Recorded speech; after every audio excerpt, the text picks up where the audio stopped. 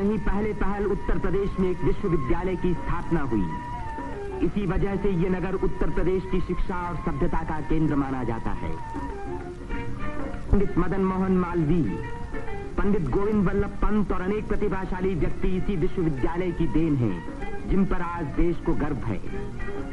ये है हमारे प्रधानमंत्री पंडित जवाहरलाल नेहरू का निवास स्थान, आनंद भवन। भारतीय राजनीति का ये एक प्रमुख केंद्र रहा है। इस नगर को तीर्थराज प्रयाग भी कहते हैं। यहीं गंगा और जमुना का संगम है। इसी संगम में गुप्त सरस्वती नदी भी आकर मिलती है।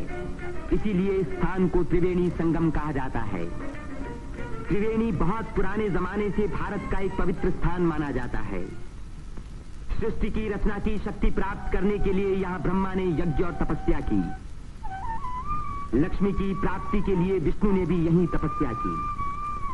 यहीं स्नान करके भगवान शंकर ने त्रिपुर राक्षस के वध करने की शक्ति प्राप्त की और यहाँ महात्मा बुद्ध ने संसार को सत्य का संदेश भी सुनाया। समुद्र मंथन के बाद जयंत के अमृत का घड़ा लेकर जाते समय एक अमृत कण छलक कर यहाँ गिरा और तभी से इस स्थान पर कुंभ मेले का महान पर्व आरंभ हुआ। इस वर्ष भारत का सबसे बड़ा कुंभ मेला इसी स्थान पर हुआ। इस मेले में लगभग 1 करोड़ व्यक्ति त्रिवेणी में स्नान करने के लिए आए। सदियों की गुलामी के बाद स्वतंत्र भारत का ये पहला कुंभ मेला था। त्रिवेणी में स्नान करके तन, मन और आत्मा को शुद्ध करने के लिए ही यात्रियां आते हैं। योगी और सन्यासी, गरीब और अमीर सभी प्रकार के लोग यहाँ इकट्ठे होते हैं। कुंभ मेले के मौके पर देश के नर नारी एक दूसरे के धार्मिक विचारों से परिचित होते हैं। धार्मिक संस्थाएं योगी और सन्यासी यौगिक क्रियाओं को दिखाते हैं।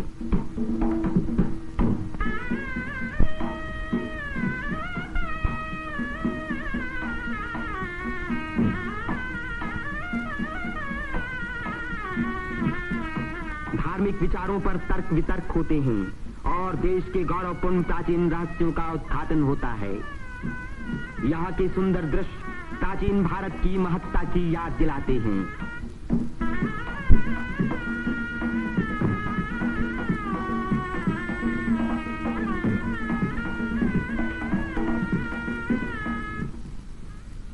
मेले के धार्मिक रूप के अलावा उसके दूसरे दृश्यों में सुंदरता और स्वतंत्रता का रंग चमक रहा था।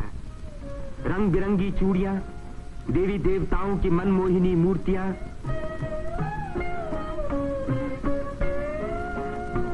हरी जपन की मालाएं, सिंदूर और चंदन के ढेर, औरतों के साज श्रृंगार, बच्चों के खेल खिलौने, लाल बुझक्कड़ मिट्ठू मियां। तीर्थ यात्रियों की सुविधा और सुरक्षा के लिए और स्वतंत्र भारत के इस महान पर्व को सफल बनाने के लिए उत्तर प्रदेश सरकार ने अपनी ओर से कोई कसर उठा न रखी। मेला शुरू होने के कई महीने पहले से ही सरकार की ओर से तैयारियां शुरू हो गई थीं। उबड़ खाबड़ जमीन को समतल बनाने के लिए बुलडोजर जैसी बड़ी बड़ी मशीनों से जमीन की सतह ठीक की गई।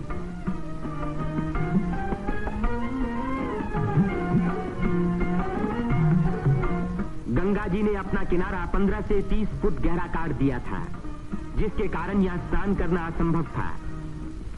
बुलडोजरों ने इन किनारों को सपाट बनाया, जिससे तीर्थ यात्री यहाँ सकुशल स्नान कर सके। जिस काम को 1000 आदमी 3 महीने में खत्म नहीं कर सकते थे, उसी को 6 बुलडोजरों ने 15 दिन में पूरा कर दिखाया।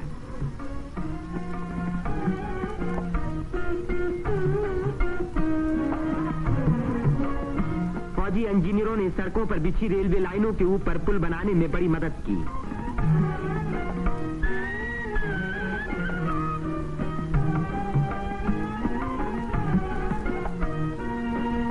इससे रेलों के आने जाने के समय भीड़ सड़कों पर कभी न रुकी, बल्कि लगातार त्रिवेणी की ओर बढ़ती रही।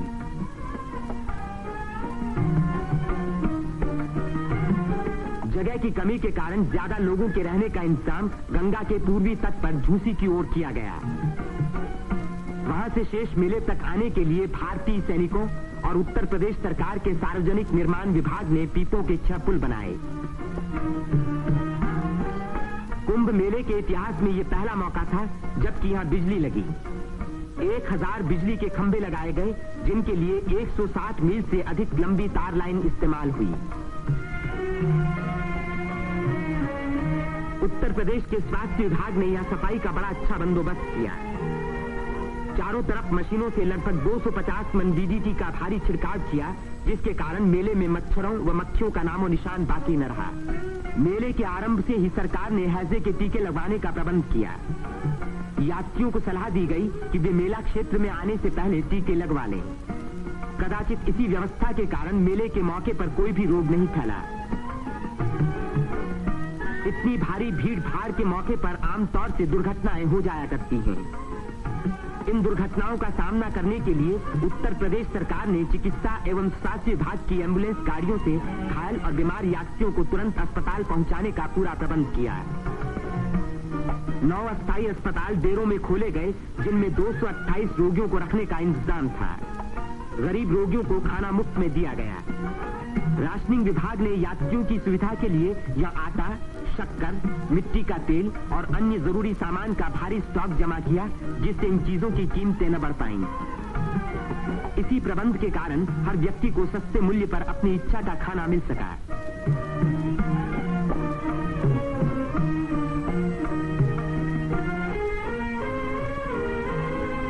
सेवा समिति, अग्रवाल समिति और भारत स्काउट्स एंड गाइड्स जैसी स्वयंसेवक संस्थाओं ने यात्रियों के मार्ग निर्देशन, उनकी सुरक्षा और घायलों का प्राथमिक उपचार किया। पुलिस यात्रियों के संचालन का कार्य करती रही।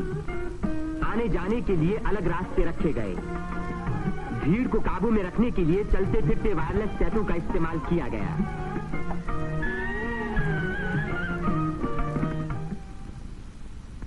भूले भटके लोगों को खोज निकालने और उनको उनके घर वालों तक पहुंचाने का खास इंतजाम किया गया।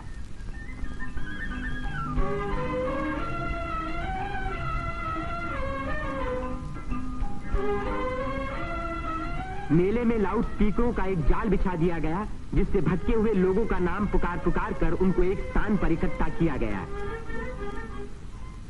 मेले के आरंभ होते ही उत्तर प्रदेश के मुख्यमंत्री पंडित गोविंद वल्लभ पंत ने मेले के बंदोबस्त का मुआयना किया। इस तीर्थ स्थान पर जमा हुए लाखों मेहमानों के सुख सुविधा की उन्हें बड़ी चिंता थी।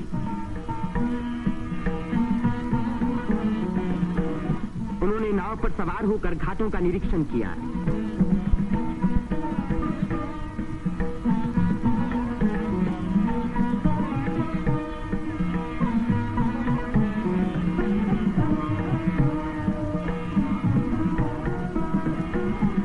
उन्होंने पीपे के पुलों को भी देखा।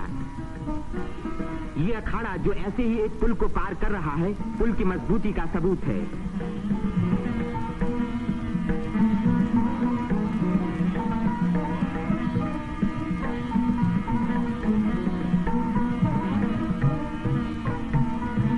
हमारे प्रधानमंत्री पंडित जवाहरलाल नेहरू ने भी मेले के इंतजाम का निरीक्षण किया। वे सड़कों पर घूमे और पुलों पर भी गए।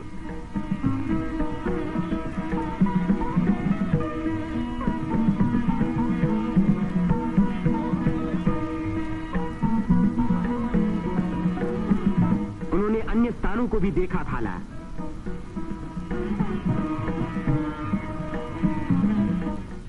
भारत के अन्य लाखों व्यक्तियों की भांति हमारे राष्ट्रपति श्री राजेंद्र प्रसाद ने भी त्रिवेणी में स्नान किया। इस दिन अपार जनसमूह यहां इकट्ठा था।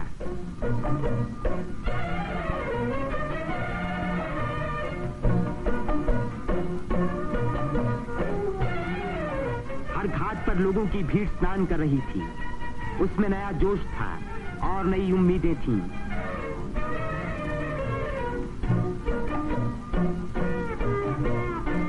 ये दृश्य जाहिर कर रहा था कि इस भीड़ की महान रचनात्मक शक्ति के कारण देश का भविष्य उज्जवल है। उसकी इसी शक्ति के कारण हमारी उन्नति के बड़े से बड़े कार्य अवश्य सफल होंगे। जिस स्थान पर मनुष्य और देवताओं ने यज्ञ किए और भविष्य का संकल्प किया, उसी स्थान पर इन नर नारियों ने आज भारत को फिर से बलवान और सुखी बनाने की प्रतिज्ञा की और भारत की स्वतंत्रता को अमर रखने के लिए अपने शरीर में एक नए प्राण को जन्म दिया।